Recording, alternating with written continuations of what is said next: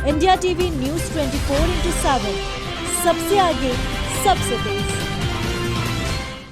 उत्तर प्रदेश के सुल्तानपुर स्थित ग्राम पंचायत धर्मदासपुर शंकरगढ़ में कामाख्या धाम के पूज्य महंत श्री इंद्रेश कौशिक जी महाराज के श्रीमुख से प्रवाहित हो रही है अमृत वर्षा, बह रही है ज्ञान की गंगा।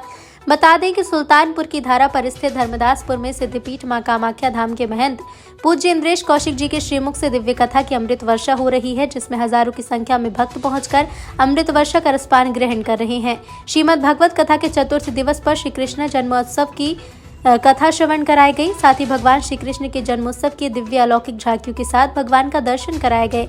मानो ऐसा प्रतीत हो रहा हो जैसे भगवान श्री कृष्ण वृंदावन से चलकर सुल्तानपुर की धरा पर पधारे हैं। श्रीमुख द्वारा चल रही दिव्य कथा की अमृत वर्षा में हजारों की संख्या में भक्त नजर आए। दिव्य कथा की अमृत वर्षा में विभिन्न टीवी चैनल और समाचार पत्र के पत्रकार उपस्थित रहे। देखिए, भागवत कथा तो यहाँ चल रही सुल्तानपुर के धर्मदासपुर में, और हम तो चाहते हैं हर जगह चले, कहाँ की बात ही न रहे, हर जगह प्रवाहित हो, हर घर में प्रवाहित हो, आए गाए कथा घर घर में, यही मुहिम चले और माता जी इसको चलाते ही रहें। और यहाँ पर श्रीमद् भागवत महापुराण की कथा चल रही थी, और उसी बीच में आज यहाँ पर भगवान माधव मुकुंद, भगवान कन्हैया श्री कृष्णचंद्र जी का जन्म हुआ है, और उसी में अपार जन सैलाब भगवान कृष्ण की कथा को सुनने के लिए उपस्थित हुआ है। महाराज जी, ये कथा कितने दिनों तक चलने वाली है? आज कौन सा दिन था जो? अक्सर श्रीमद् भागवत महापुराण की जो कथा होती है साप्ताहिक होती है, 7 दिनों तक चलती है।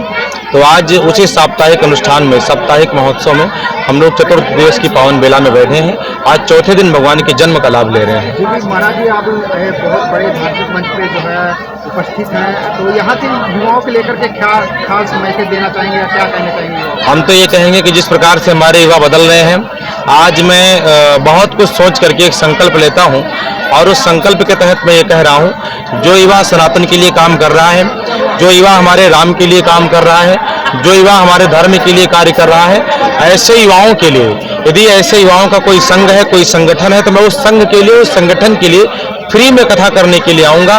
मेरा कोई खर्च नहीं होगा। मेरे सनातनी युवाओं के लिए मैं बिल्कुल एकदम निःशुल्क, एकदम फ्री कथा करने के लिए तैयार हूँ।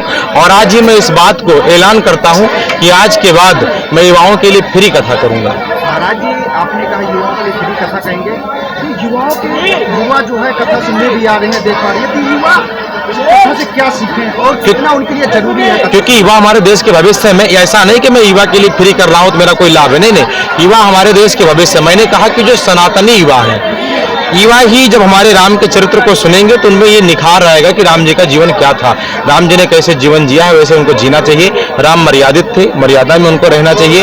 राम शिक्षित भी थे तो उनको शिक्षा भी लेना चाहिए।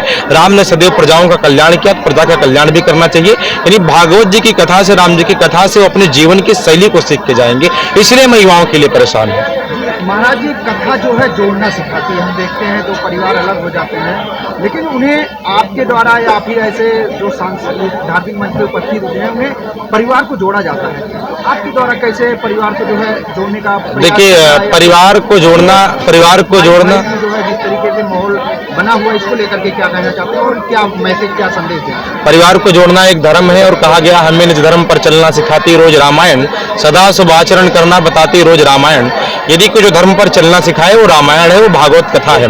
और राम कथा पढ़ने के अयोध्या से शुभम द्विवेदी की रिपोर्ट।